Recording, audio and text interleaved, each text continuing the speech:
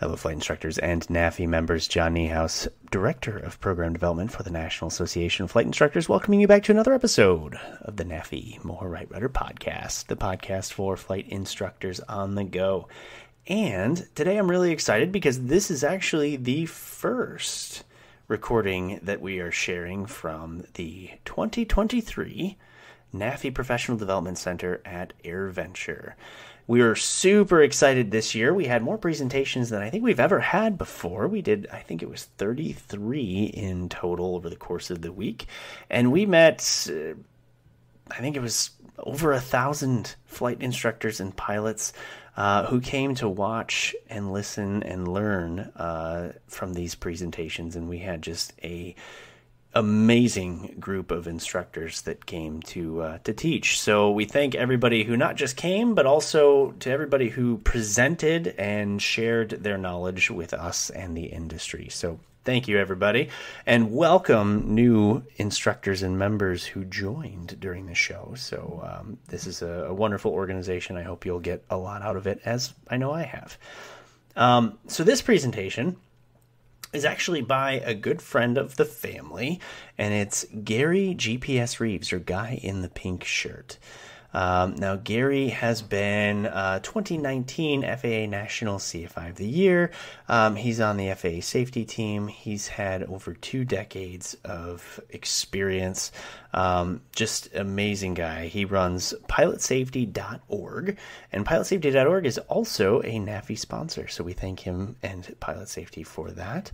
And I encourage you to go to pilots.Gary if you want to see some really good presentations and learn some things, because anything that Gary does, you can definitely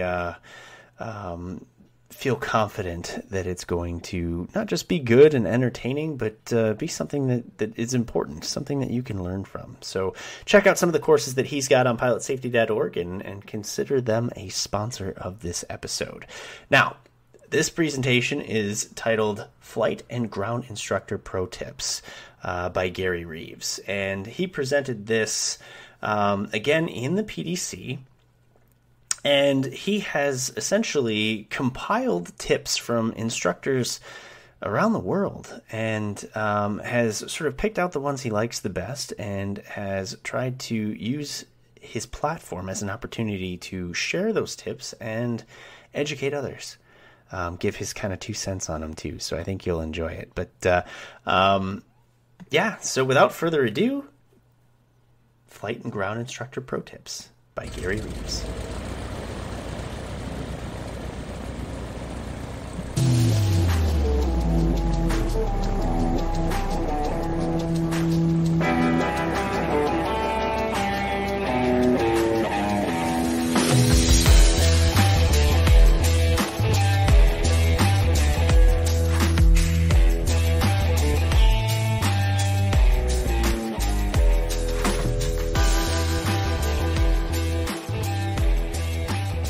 All right. Hey, this is an intro to tell you how wonderful I am. I'm a lead rep for the FAA Safety Team. I don't know, in like 5 or 6 years, I've given out 30,000 credits, and I was by far the winner and the most active FAA rep in all of Texas until California kicked out another one of us and sent Schiff into my territory, and then I came in second last month. I'm one of only a few people who have a master instructor accreditation from both NAFI and SAFE.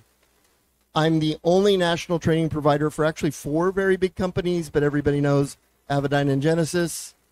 And anybody have a wall of shame at home? You know, where you put plaques and awards?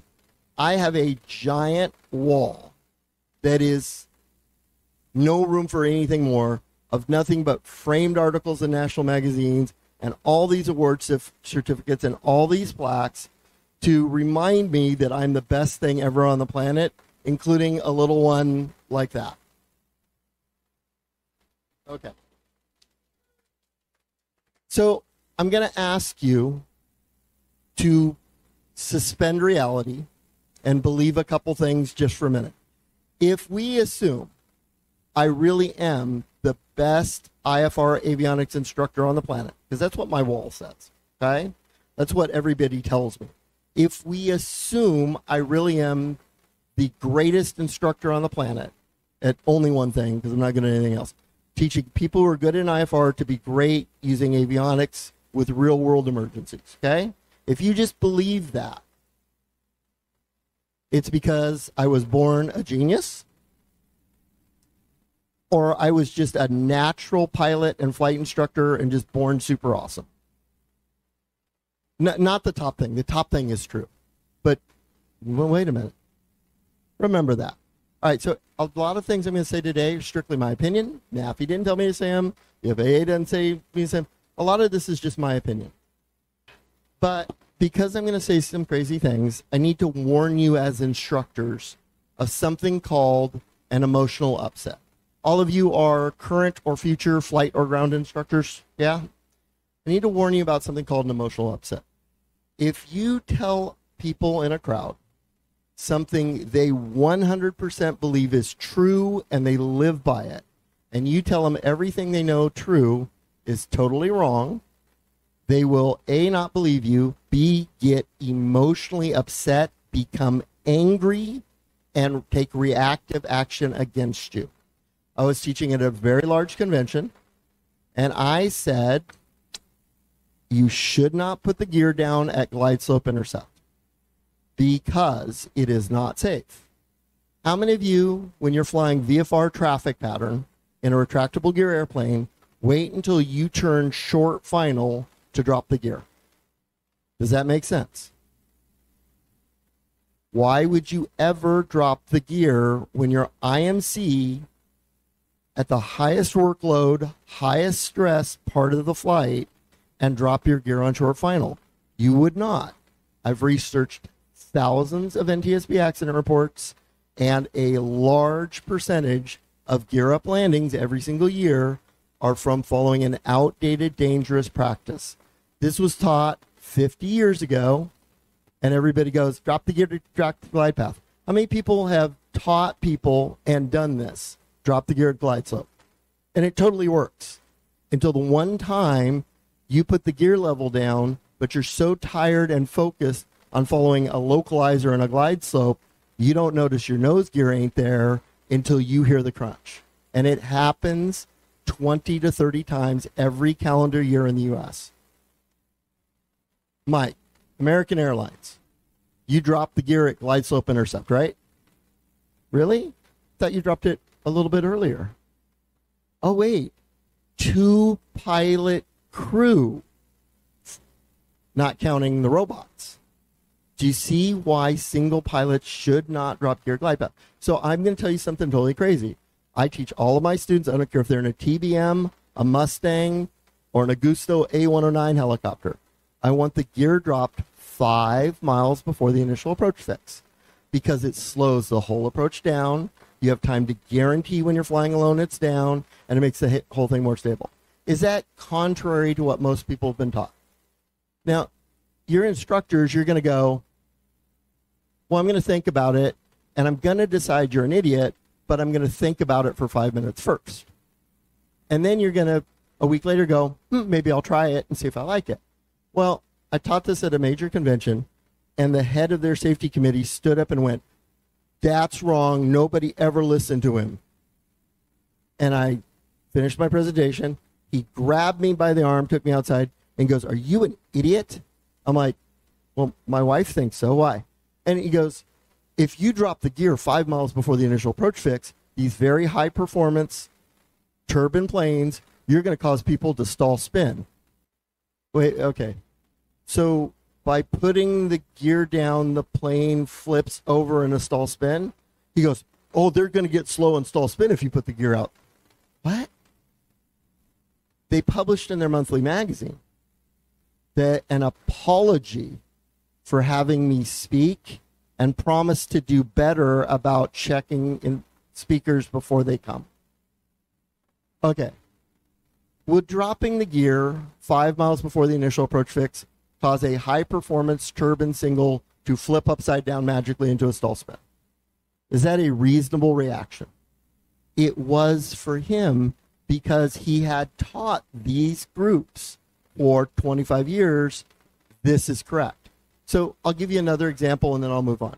If you want to see an emotional upset, how many of you get together with family during Thanksgiving and Christmas? Pick one of them and go, your religion's dumb. It's not true. Let me know how it works out. So if I say some crazy things today, you're professionals. If you feel yourself going wrong, everybody has that reaction. Take a breath. I may be right. So I want to talk about the problem with learners getting poor flight instruction. I want to talk about the problem in GA education today.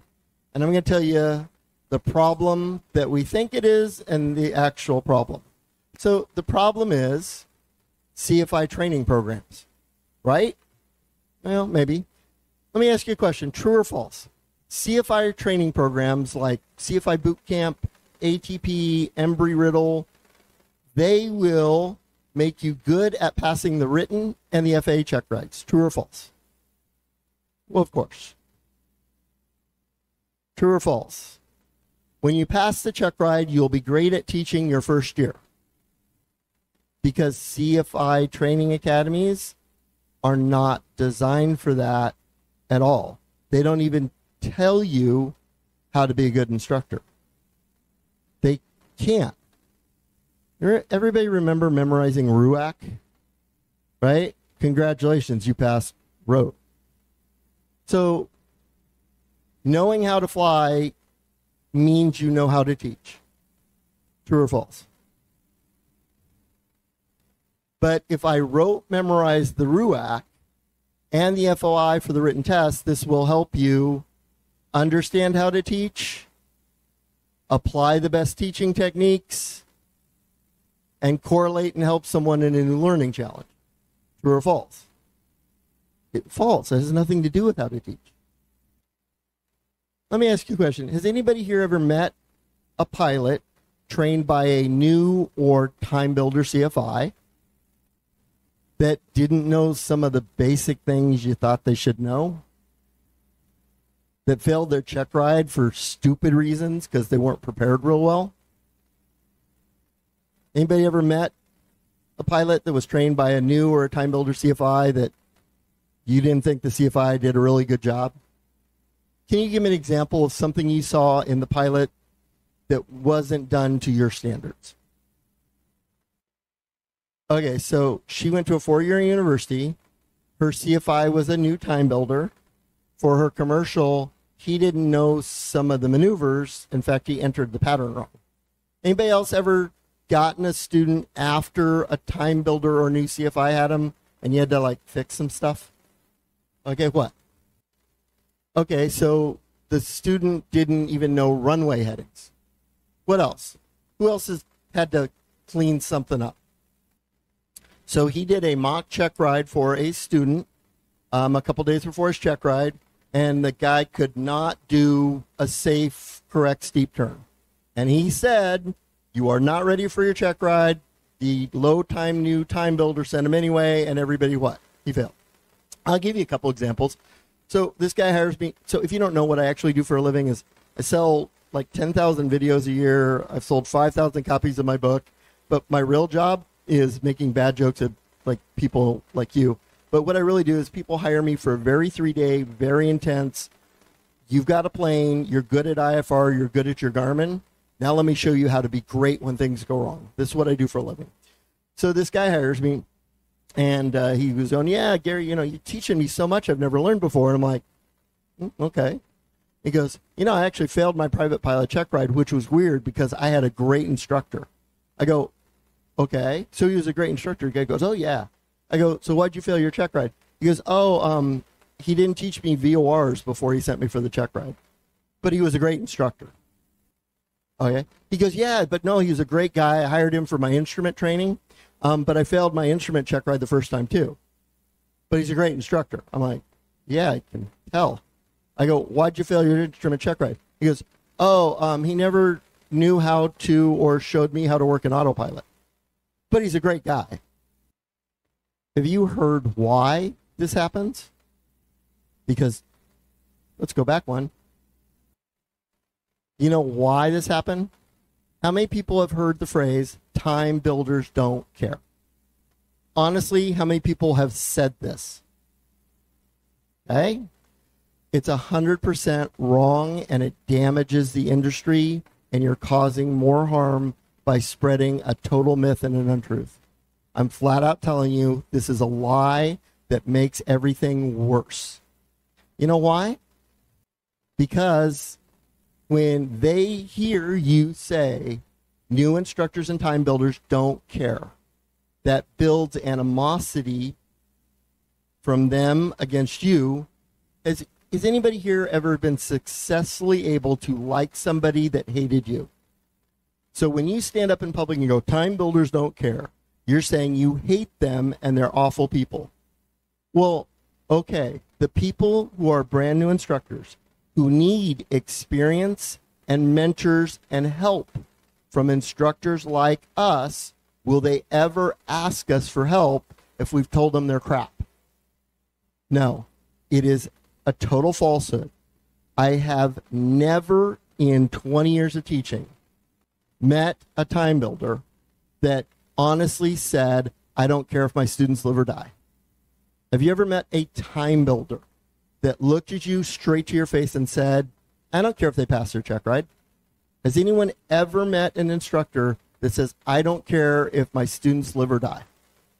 Then saying they don't care is incorrect, and it's harmful because it makes them angry and afraid to ask us for help.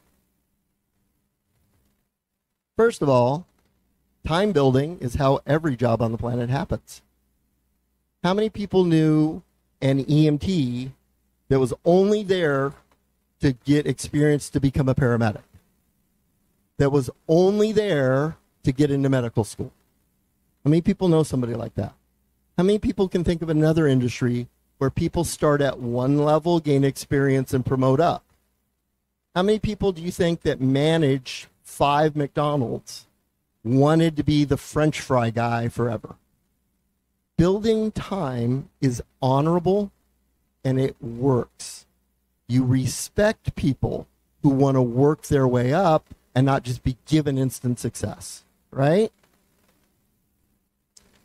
And you're not great at anything in your first year, right?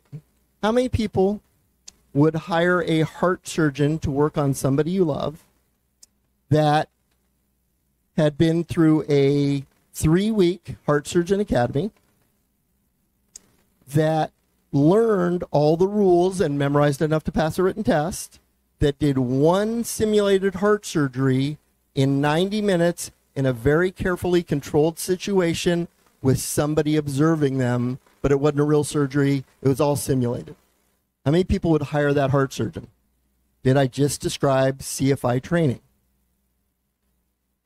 Who here has a real full-time job, not pilot or flight instructor? What do you do, sir? Finance. You were great in your first 3 days in finance. No.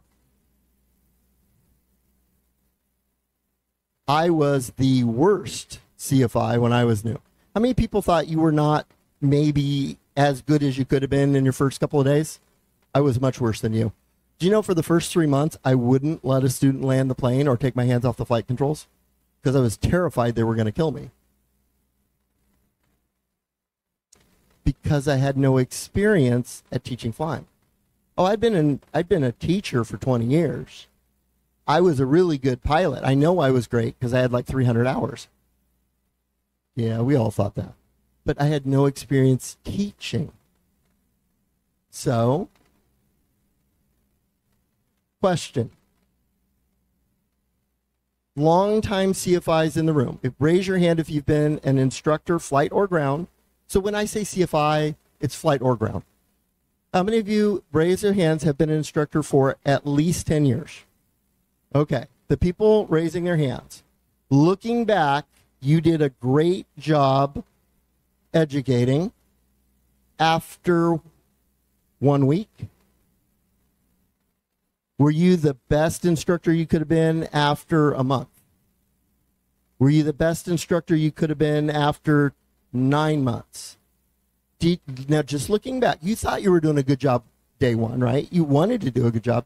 But anybody in here give me a number of years where you, looking back, you went, hey, I became really effective after this period of time? Who here can give me an example? Audience participation is helpful, and you promised to, you read the thing. Yes, ma'am. Okay. Does that seem reasonable if you've been an instructor for 10 years? Can you all look back and say, after about 3 years, I kind of started to get the hang of it? Did you care about your students on day one? Yeah. Did you want to do a good job on day one? No. Yeah, well, of course. Did you have the experience to be as good on day one as you are now after 10 years? No.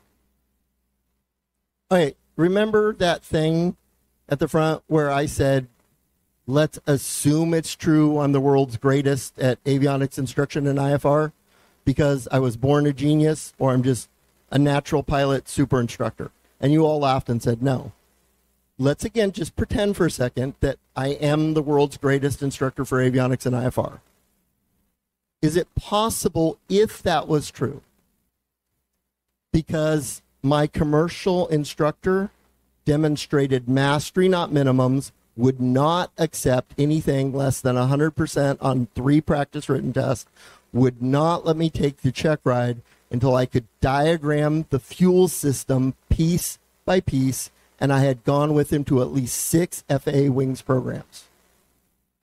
I've had really good friends and mentors like Rod Machado for 10 years, who's been my friend, who's acted as a mentor and helped me get better.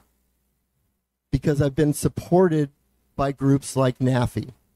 I can't even tell you everything NAFI has done for me, and Bob and Paul and Mike and Brian and Karen. I can't even tell you how many times these people have had my back and how many times these people have made me better, because I'm going to start crying. And I've had 2 decades of experience. Would it be possible with that I could be pretty good at my job? Yeah.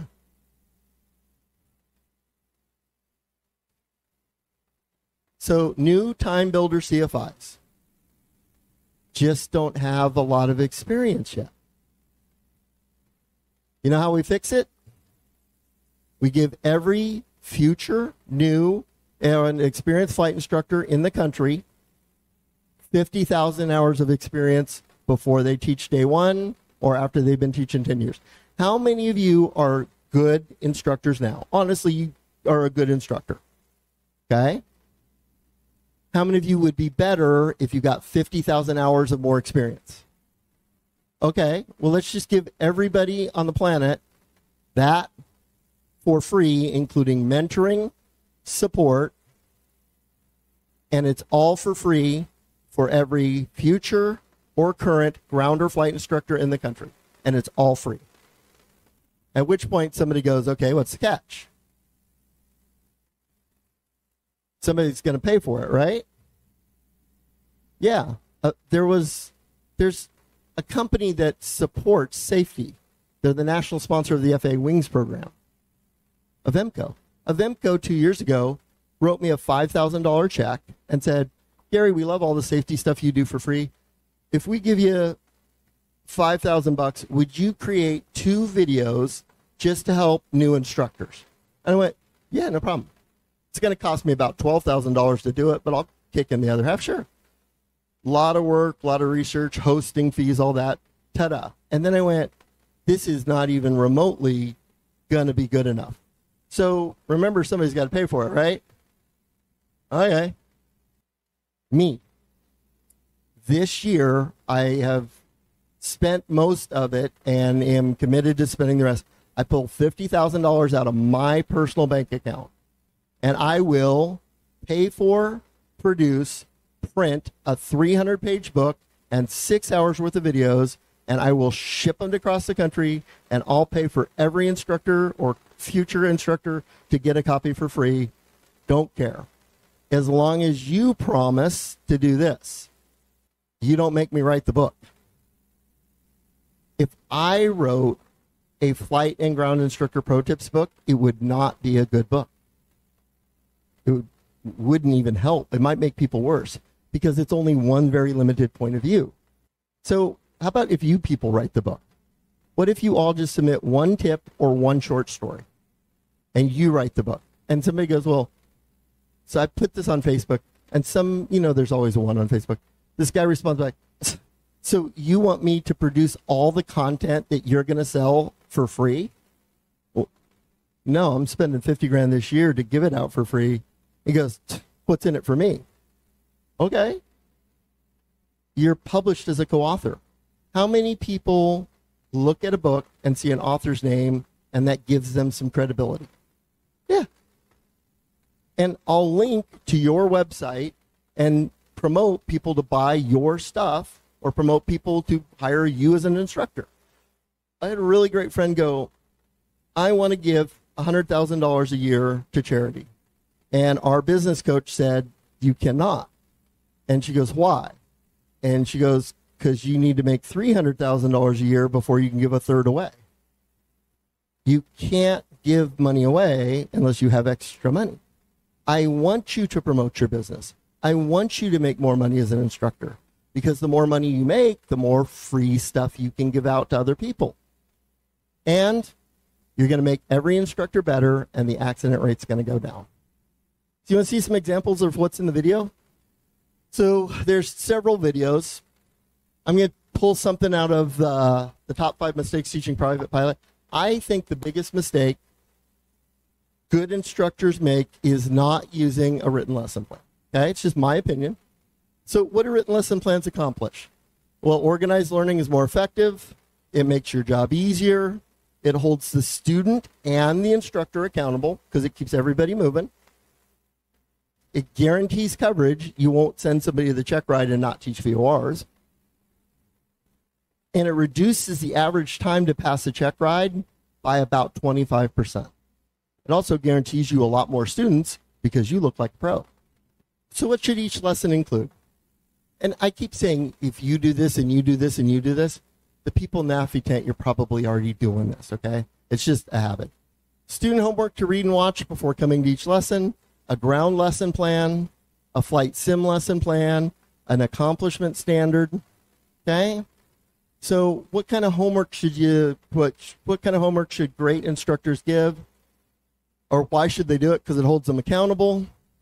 It gives them a feeling of accomplishment. If they come in and you say, great job on your homework, they feel good about themselves. And it really speeds learning and improves retention. You want to see some stuff that's in the book? Well, first of all, the first article is by a guy named John Nyahousis. I don't know. Some guy named Victor Vogel. Never heard of him. I don't even know what NAFI is or who those people are. How about we look at the top right? Yeah, ignore. I had to write at least one article. Scroll through that. Anybody ever heard of Les Abend, Flying Magazine? Anybody ever heard of any of these people? Daryl Dilley, Paul Predecker. I don't know how to say that. Mike Giish. So are the people in the book, do they have some credibility with you? Sure. So we have two things you can contribute. You can contribute a longer story. This is a 3-page article from John Niehaus. Karen Kalashek and NAFI have gone out of their way to support this. She collected hundreds of tips. So thank you, Karen and NAFI. Karen and NAFI alone sent in over 300 years of aviation experience. Anybody ever heard of a guy named Bob Meter? This is something Bob sent in and heavily edited to fit on slide. The best instructors I have met and tried to emulate revel in their students' successes, show genuine concern about their students' difficulties, share the truth about their performance, good or bad, but present it in a positive way that they'll accept. They're willing to take legitimate critique. They never lower their standards. The best instructors are a good coach, a thoughtful mentor, a reasonable authority figure, and an empathetic partner in the student's success. I think that's something great. Never heard of this guy. Let's see what he has to say. Too many pilots drop out of flight training thinking they are not cut out to fly, not realizing that it's because of an incompatibility with the CFI. Maybe personality or just teaching style. Learning to fly should be fun and comfortable experience. He's telling instructors, if you don't mesh well with or cannot provide both for a particular student, suggest they switch to another CFI. That is a wonderful tip. Here's something called modeling, not mistakes, from William Woodbury. He's only been teaching for 40 years. Don't underestimate the value of modeling. This is one of my favorite tips in the book. And he says, make sure to show students how to do a maneuver or procedure correctly before having them try it on their own. When they fail to do it correctly, do not let them do it again. Demonstrate it correctly, let them try again. If they fail it, show them the good way, let them try again. Too often, students are let to try a maneuver 3 or 4 times, getting it wrong. What are they learning? How to get it wrong. Has anybody ever heard the quote, practice makes perfect? And that was a lie. Practice makes permanent. If you let a student do a steep turn wrong 6 times in a row, they're never going to get it right because they're building muscle memory. Thank you, William. How about some very short, quick tips that you could put in? Never heard of this guy. This is his entire tip. Introduce the ACS right from the start. The practical exam is an open book test, and the ACS is the book. That's a great tip. Okay, my favorite tip in the entire book, and it's all gold. You know, my favorite tip for the entire book so far was sent in by a anonymous private pilot who has never, I think he has like 53 hours. He never has any desire to become an instructor. So it's not that I just want tips from you all, the best instructors on the planet. If you're NAFI, you're in it for safety. I want your tips and stories, but the best tips I have received so far came from low-time private pilots because they had an observation about their instructor. And you know what this guy says? He doesn't even want his name published. As a student, I loved all my instructors, but nonstop talking was distracting. The need to communicate is there, but use less words, stop talking, and let the students focus and absorb more. I wish I'd heard that, because you wouldn't believe this, but I tend to like to talk. So I want to ask you how committed to this project you are. If you're committed to giving every new, future, or 50-year experienced instructor, if you're committed to making them better to make pilots safer, would you share the information with others? Would you just send in one short tip or story? Would you be active in groups? And would you give mastery, not minimums training? Tell people on Facebook. Tell other instructors. Share one of the tips in the book with a student. Actively promote and get input in groups like NAFI and SAFE and ABS and COPA and all those. All right, so how do you get the book? Monday morning on my website will be the ebook version that anybody can download for free right off my website. Okay, so if you can't get there, don't worry about it. All right, remember that whole thing that I got to pay for it? This is a shameless plug for you to help me get more money to pay for these things. Is anybody familiar with my Avidyne, Garmin, IFR, or 4-flight real-world mastery programs? Let me ask you a question. Anybody here train instrument students? Okay. Do you have a GPS in the plane you're using? Would they, if you gave them your private referral code and they got $50 off any of my videos, and they studied my videos and knew how to work the GPS before doing a flight lesson, could they not be heads down in the cockpit and pay attention to you and learn faster? Could they actually just focus on flying the plane and not working a button? I'm going to make this work. So if you'll sign up for the instructor program and give out your coupon code, they'll get $50 off any of my $200 videos. You're going to be sent, this student signed up on this date, you're going to be sent a copy of their completion certificate, and you're going to get free lesson plans and quizzes to use after every chapter to make sure they understood it and help you supplement my videos. Oh, and I'll send you $50 in cash for everyone too. Would that work? So I'm asking if you believe in my videos and if you believe learning the GPS before flight training would help to participate in this program, and financially it'll help me, but that'll help me do more of this stuff. Does anybody here want to share a tip with us now? He does. Anybody want to share one little tip on something you learned? How many people just came here to get out of the rain and you didn't know I was going to be talking? Okay. It means the world to me to have partners like you. Thank you for showing up. Thank you for being part of NAFI. And thanks for supporting Avemco and I's little project. Yeah. You asked me to bring here that may be useful is U.S. CFIs. I've got a friend who's Canadian pilot, Canadian certificate, Canadian registered plane, asking for help to work towards commercial multi. Any guidance on navigating the regulatory requirements for that? Has anybody ever wondered about that? If you're a U.S. flight instructor and a Canadian citizen with a Canadian plane ask you for help training for an instrument rating, is that legal to do? It is 100% legal to do if, and this is my recommendation, you guys might have better ideas that we could share and put this in the next Pro Tips version. I say you can go to Canada and fly with them all you want, but you cannot endorse their logbook as training received because you're not a NAV Canada instructor. Also, by the way, you must have a visa if you're going to Canada for work. If you just go in on a tourist ticket, they will refuse you at the border and send you home.